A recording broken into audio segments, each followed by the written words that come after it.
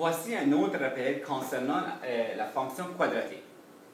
Donc, dans cette vidéo, on va nous montrer comment trouver l'équation de la parabole avec des informations données. Donc, dans le premier exemple, on nous demande de trouver l'équation de la parabole qui a un sommet de 0, moins 5 et qui passe par les coordonnées moins 4 et moins 13. Donc, la première chose à faire lorsqu'on nous demande de trouver l'équation, c'est d'écrire sa fonction, d'écrire l'équation sous la forme canonique. Y est égal à A, parenthèse x moins h au carré, plus k. Donc, pour trouver l'équation, on a besoin de connaître les trois paramètres. Le sommet nous donne déjà le paramètre h et le paramètre k. Donc, on va aller les substituer tout de suite. Y c'est égal à A. Le paramètre h est 0, donc il va rester x au carré. Et le paramètre k est moins 5. Donc, il nous reste à trouver A. Pour trouver A, on va se servir de la coordonnée xy qui nous est donnée ici. Donc, le y c'est moins 13. Le x c'est moins 4 au carré, moins 5.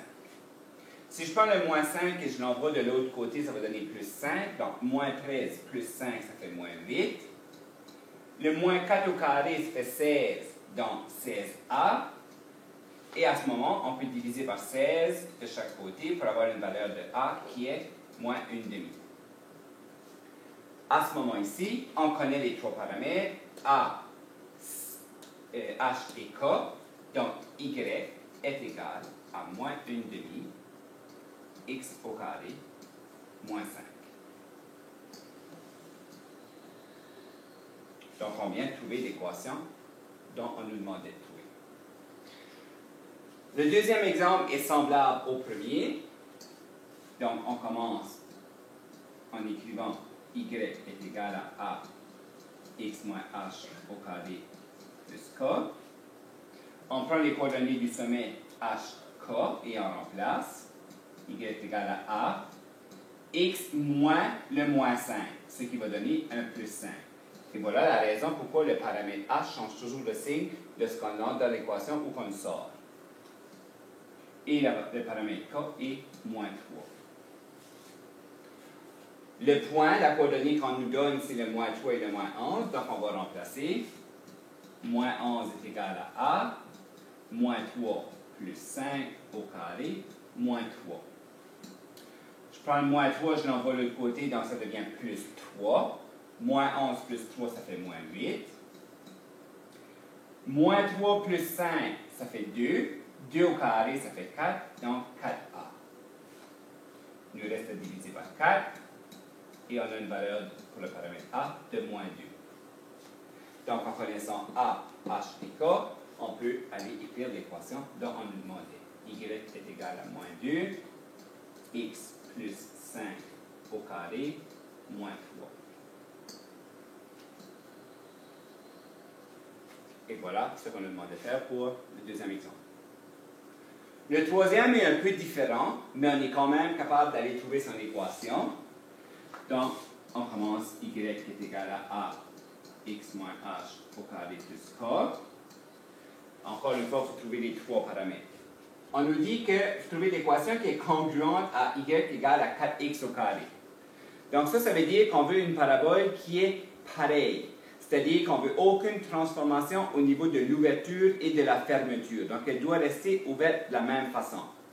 Donc, à ce moment ici, qu'est-ce qu'on veut? On veut un paramètre a qui est 4.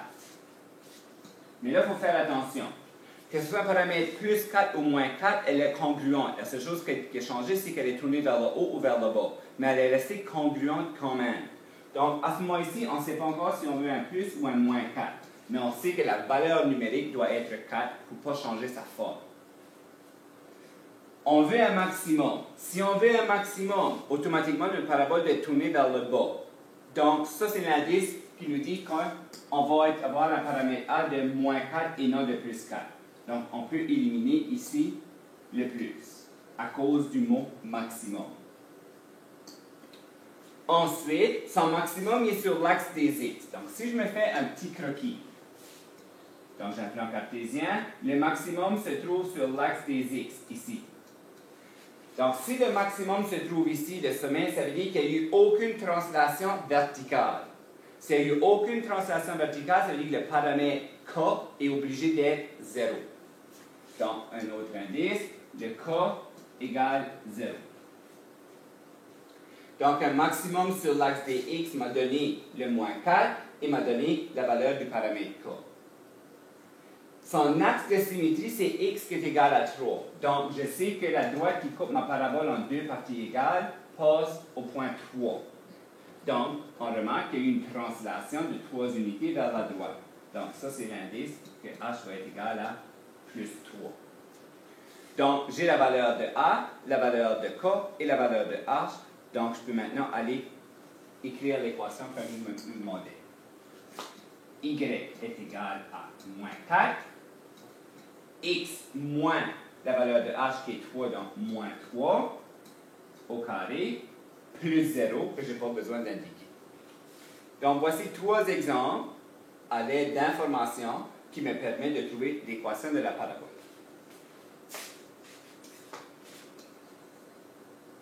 Le deuxième exemple, au lieu de nous donner de l'information écrite, on me donne le graphique et on me demande de faire la même chose, c'est de trouver son équation.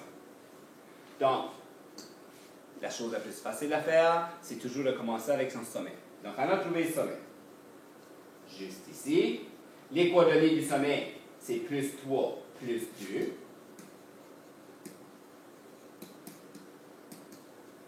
Donc, H et K. Donc, je peux tout de suite dire Y est égal à A, X moins 3 au carré, plus 2. Et là, il me reste à trouver le paramètre A. Mais comme on a fait dans l'exemple précédent, il fallait trouver une coordonnée qui se situe sur la parabole. Donc, si je me promène ici, j'essaie de trouver des points exacts. Donc, les deux abscisses à l'origine ici sont des coordonnées qui se trouvent sur la parabole. La coordonnée ici, c'est 1, 0. Et ces coordonnées-là, c'est 5, 0. Je peux prendre un ou l'autre, ça ne dérange pas. Donc, allons prendre le point 1, 0. Si je prends le point 1, 0 et que je remplace, la valeur d'y est 0. A 1 moins 3 au carré, plus 2. Je peux envoyer plus 2 de l'autre côté, donc ça fait moins 2. 1 moins 3, ça fait moins 2 au carré, ça fait 4. Donc 4A. On divise par 4. Et on vient de trouver que A est égal à moins 1 demi. J'ai le paramètre A, H et K, donc on peut finaliser ce problème en écrivant l'équation Y est égal à moins 1 demi, X moins 3 au carré, plus 2. Donc voilà une autre façon de trouver l'équation de la parabole avec un graphique. Dans ce tableau, on a résumé les trois paramètres. Donc, Y égale à X au carré, c'est la parabole de base. Lorsqu'on ajoute un paramètre A à cette parabole-là, qu'est-ce qui va arriver? On peut avoir une réflexion par rapport à l'axe des X, si le A est négatif. On peut avoir un allongement vertical ou un rétrécissement vertical, dépendamment si le A est plus grand que 1 ou plus petit que moins 1, ou s'il se situe entre le moins 1 et le plus 1. Lorsqu'on ajoute un paramètre H à l'équation de base, il va y avoir des translations horizontales. Vers la droite si H est positif, vers la gauche si le H est négatif. Et la même chose avec le paramètre K. Okay? Donc le paramètre K va avoir des translations verticales cette fois-ci, donc de haut en bas. Donc en haut si le paramètre K est positif, ou, ça devrait être des K ici, et vers le bas si le K est négatif. Donc, vous pouvez apporter ces changements-là sur vos feuilles de notes, vos notes de cours. Okay? Donc, c'est très important de connaître cette terminologie-là, parce que dans l'exemple 3, on nous demande de décrire. Et quand on nous demande de décrire, il faut écrire qu'est-ce qui se passe. Ce n'est pas un calcul, on ne trace pas de graphique, donc il faut utiliser les bons termes. Donc, les termes, ils se trouvent ici. Donc, on va voir qu'est-ce qu'on nous demande dans l'exemple 3. Décrire les transformations faites à la courbe Y égale à X au carré, la courbe de base, pour obtenir celle de, voyez-vous, on a ajouté 3 paramètres. Un paramètre A, H et K. Donc, ces 3 paramètres vont aller changer la courbe de base y égale x au carré. Donc, c'est quoi les changements qui vont se passer? Donc, la première chose qui va se passer, puisque mon paramètre A est plus 2, positif, il va rester tourné vers le haut. Donc, il n'y aura aucune réflexion par rapport à l'axe des x. Par contre, il va y avoir un allongement vertical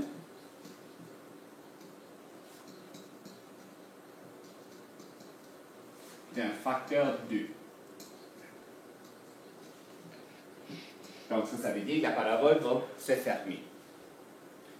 La deuxième chose qui va se passer, c'est qu'on va aller voir le paramètre h. Le paramètre h, c'est des translations de gauche à droite. Donc, ici, c'est plus 1. Nous autres, on sait que c'est moins 1. Donc, la valeur de h étant moins 1, on va s'en aller vers la gauche de moins 1. Donc, translation horizontale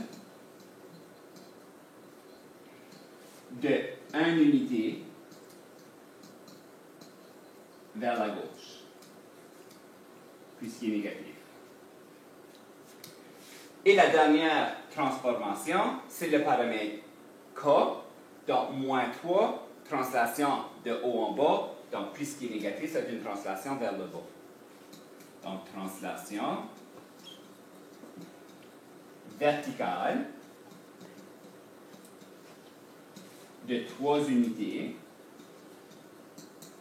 vers le bas.